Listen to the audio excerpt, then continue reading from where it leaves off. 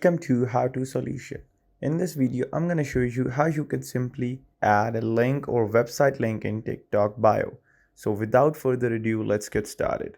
First of all, make sure that your TikTok application is updated, and once you get done with it, come into your TikTok application and open it up.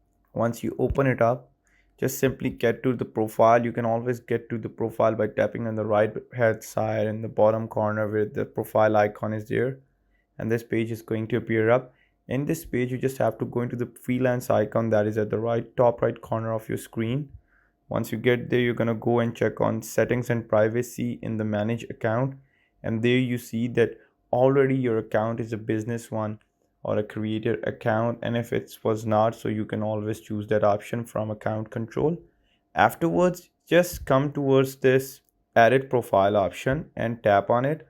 Once you do so, go into the bio and you can write any of the website. For example, I would write the YouTube link and I would save it. Eventually, when I'll get back, you see that this is the link to a website, so that you can always check up on. So this is how you do it.